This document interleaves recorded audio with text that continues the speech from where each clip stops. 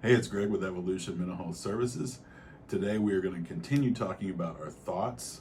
Like we've been talking about, our thoughts can make or break us. They can lead us in a positive direction where we feel how we want to feel, behave how we want to behave, or they can leave us in a negative direction where we don't feel how we want to feel, where our behavior is against how we would like to be as a person.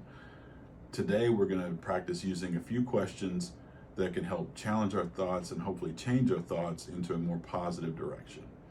So when people are anxious or afraid or scared, they have this tendency to think about all the possible bad outcomes in any given situation, okay?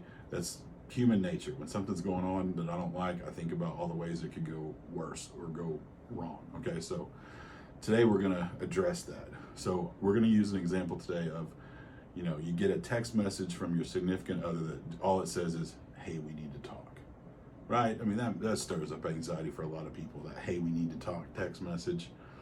So a person's instinct in that given situation might be to think, uh-oh, something's wrong with the relationship. Okay, so rather than try to fight that thought, the first thing we're gonna do is we're just gonna run with it. Okay, in this situation, with this text message, the first question we're gonna ask ourselves, what is the worst possible scenario in this situation? Okay, what's the worst possible outcome? Well, with this particular text, we need to talk. I guess the worst possible outcome would be they want to break up. Okay, so we go with that. Okay, say that's true. Say that's what that text is about, and when you talk, it's going to end in a breakup. If that were to happen, question number two, if that were to happen, how would you cope with that, or how would you deal with that? Okay, so if the worst case scenario happens, how do you deal with it? Okay, well, I mean, it would suck. I'd probably be kind of sad. I might cry a little bit. I might be angry or whatever. But eventually I would move on, right? I'd get over it. I'd hopefully meet somebody else. It's probably not the end of the world, right? So we start with that. What's the worst case scenario? And then how would I deal with that? The next thing we're going to ask ourselves, what is the best case scenario? Because when we're anxious, we're really good about thinking about the worst case scenario, but we aren't even entertaining good outcomes usually. So we ask ourselves, what's the best case scenario? So again, we go back to this text, we need to talk. Well, the best case scenario, I guess, would be like, this relationship is going great. I want to take it to another level or something along those lines. Okay, well, that's good news. And that is just as much a possibility as the bad news, right? We don't know. We don't have a crystal ball. We're not psychic. Something bad might happen, but something good might happen too. So let's entertain the thought of the good things that could happen. What's the best case scenario? And then the last question we want to ask ourselves is, okay, we've covered the worst case scenario. We've thought about the best case scenario. What's the most likely scenario? Because usually it's somewhere in the middle, right? That's how things usually go.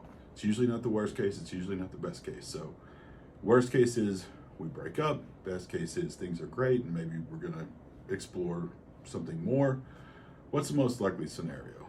Most likely, it's something along the lines of like, my parents are coming into town and they want to have dinner, or, I was thinking about going on a vacation, or whatever. It could be any number of things. Okay, well, if that is if that's reality, how do we deal with that?